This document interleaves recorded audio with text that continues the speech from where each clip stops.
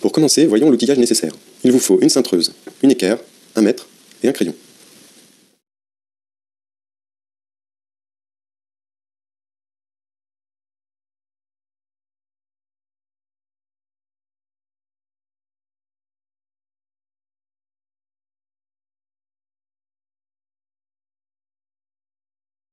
Tracez la cote que vous souhaitez respecter.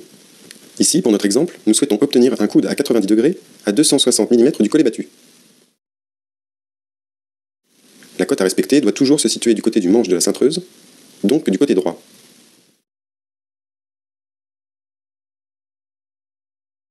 Faites correspondre votre repère avec l'angle d'une équerre.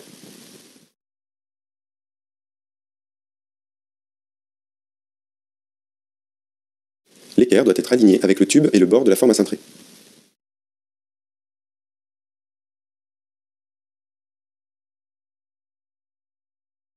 Cintrez du repère 0 jusqu'au repère 90 degrés.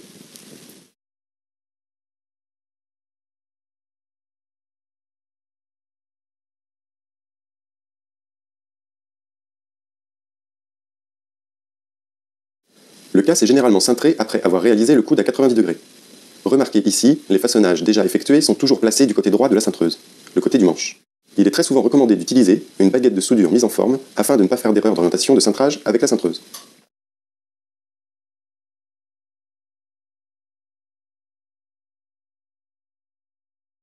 Ici, le repère tracé sur le tube correspond au milieu du coude, donc à 22,5 degrés très exactement.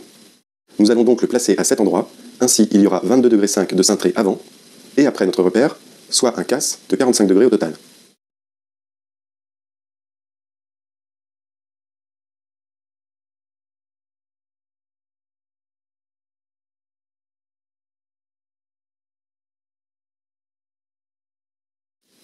Pensez bien à vérifier la perpendicularité de la pièce par rapport à la cintreuse. Pour finir, cintrez les 45 degrés.